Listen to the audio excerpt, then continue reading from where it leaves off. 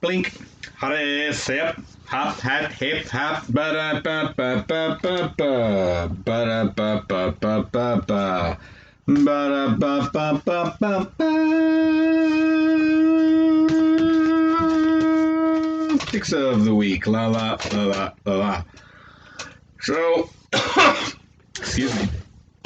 I still have a lot of comics in my bag, but happily I finally got paid from that one gig, and I'm not really in a position where I can just go immediately and blow it at the comic shop. So I've been slowly blowing it at the comic shop.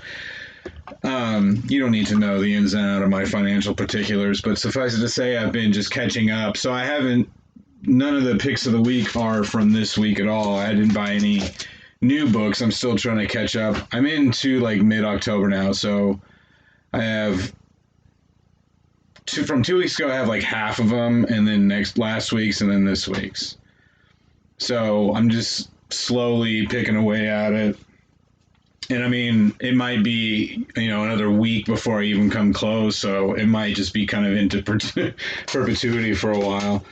But it's something like, that was the other thing is like, last week's picks were stuff that I wouldn't necessarily, that aren't like regular, just monthly books that are kind of, well, I'll get to that. So suffice it to say that these are just 3 books I picked because I just felt like reading them first because it's been a while. And they also happen to be in alphabetical order. Who knew? That's purely internal. You don't need to know that I read my comics alphabetically and chronologically. Well, I guess chronologically and then within the chronology alphabetically. You didn't need to know that? Then why did I say it? First is Dark Ages #2. This was a little kind of... It's again like the sort of thing they used to call what if. Like, what if this happened? Because it's clearly happening in an alternate universe. Where a bunch of the heroes died fighting a giant, like, I don't think it was a celestial, but some sort of giant cosmic threat that not only wiped out a good portion of the superheroes, but also plunged the Earth into darkness. So that's where we're at with this. I don't remember much of it. It does get into kind of a steampunky sort of vibe. Obviously, if there's not going to be electronics and stuff like that, which is what I think is like a massive EMP killed everything on the Earth. But it's fun. It's nothing that you need to have, but I believe it's written by Tom Taylor, who is a very good writer that I always confuse with Tom King. So let me look up Tom Taylor really quick. I'm trying to make this short for myself as well as for your sake. Anyway, how have you been? Uh-huh. Yeah. Sure. No, I know what you mean. So anyway, Tom Taylor apparently is from Australia. I didn't know that. Let's see what it is. Marvel. Oh, he wrote Superior Iron Man. That's what I know him from. That's like my favorite thing he's done. I want to take up more time looking at more stuff, but Superior Iron Man was an excellent series.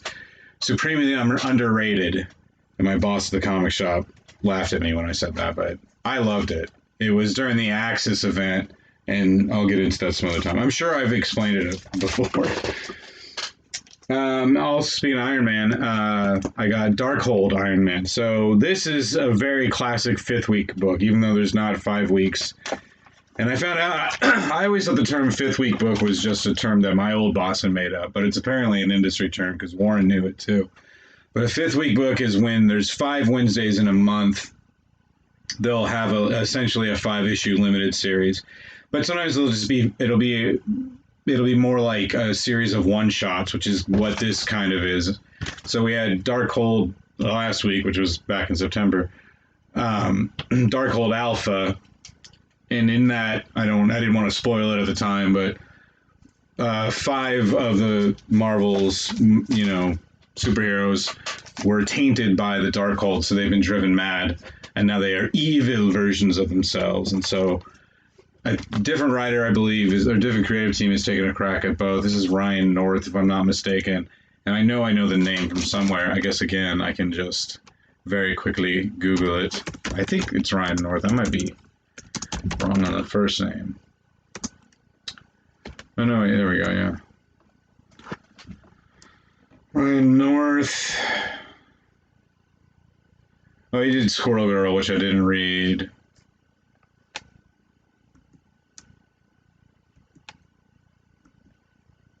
Yeah, he doesn't write a ton of stuff, but because he's like got other real writing jobs, it looks like. No, he wrote a lot of the Adventure Time comic, which I didn't have any interest in. So I've seen the guy's name around, but I haven't read anything.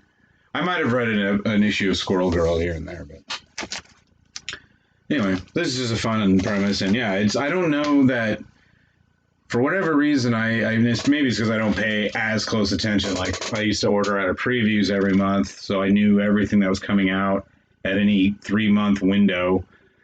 And I was heavily invested. I was buying hundreds and hundreds. I was buying way more than I buy now, and reading obviously tons more. But I thought they'd kind of done with fifth week books. Although I don't know why I would think that, because they did like the Defender's Best Defense, I believe, was like a fifth week book. They do them. I don't know. And next up, we had Deadpool, Black, White, and Blood #3. These are just super fun. The Black, White, and Blood series, they did a Wolverine one. They did a Carnage one, which I took a pass on. But I'll read those in the app eventually, and I bet you, because Carnage doesn't really do much for me, but... And Deadpool never used to. In fact, I don't even read Deadpool as much as I used to. Scotty Young was writing it last that I'm aware of. And I think, like, Deadpool's one of those characters, though, that I didn't like at all when he started. And then Daniel Way was a favorite writer of mine. He started writing Deadpool in, like, the late aughts. And so that was where I was like, well, I'm going. Because at that point, I'd read everything he'd written. And I wasn't disappointed. And then the character became really fun to me, and I really liked the movie and stuff. But at the same time, he is kind of easy to get bored with, I guess. It's, I don't know if that's even it. I think it's just some book guys. I did it with Daredevil, and then I, regretted it. But I always felt, I read, and okay, maybe this is it. Back when Deadpool 2 was still being made, I was reading I was trying to read every Deadpool appearance up to Deadpool and Cable, and then read that series before the movie came out. I failed. I got to Deadpool and Cable. I read every other Deadpool appearance, and so with the exception of Cable and Deadpool, I've read every goddamn Deadpool series. Because Cable and Deadpool was the last one that I didn't buy. And then from the Daniel Way run was next, and then I bought every Deadpool right up until 2017 or 2018. Because I think it was just one of those books that I got. Yeah, I think that's what it was, because I had quit my old shop, and so I dropped a ton of books because I was going to be paying cash for them. So I was like, all right, I really got to be fussy. And so Deadpool had just ended, and there was a new series starting. I'm like, this is a clean break.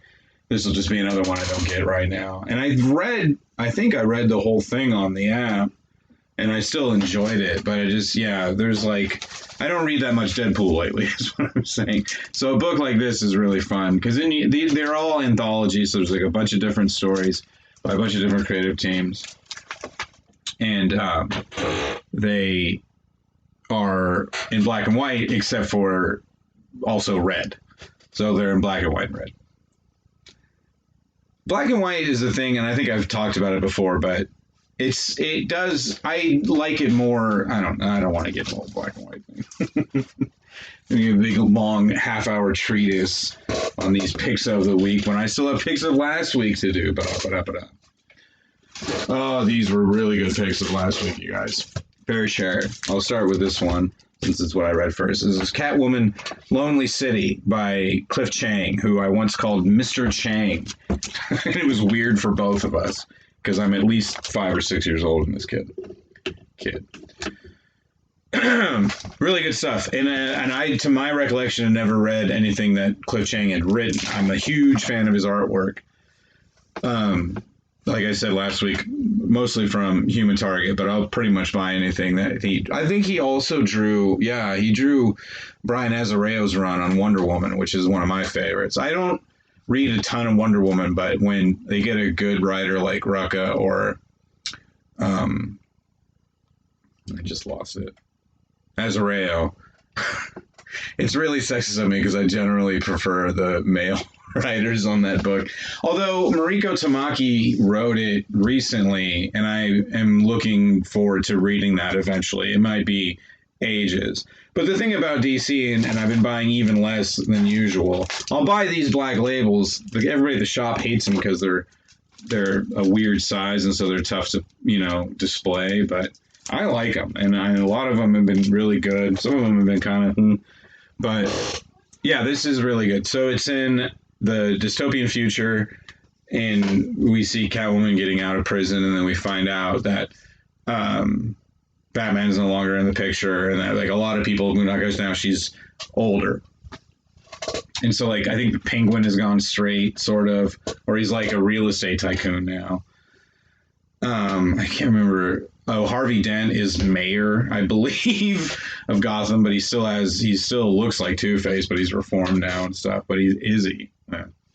So yeah, it's really good stuff, and it's very, very good noir, just pretty straightforward noir. And these are the sorts of stories that I've always felt that DC excels in, and that might be because I'm not very invested in the DC universe, but I have enough working knowledge of the Batman, family to pick up like, oh, this guy, I know that name and stuff like that. And I do feel like DC probably has just more of that name recognition because they have been around longer than Marvel has, and they were very simple.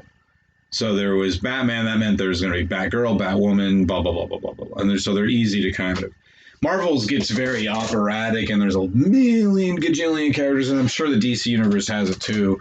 But the DC Universe, I think that maybe is it, is that all the main books like Batman and Superman and Wonder Woman have a very recognizable supporting cast, where I don't think Marvel's does. Probably more so now because the movies are so, but I don't think anybody any longer connects the movies with the comics. I don't.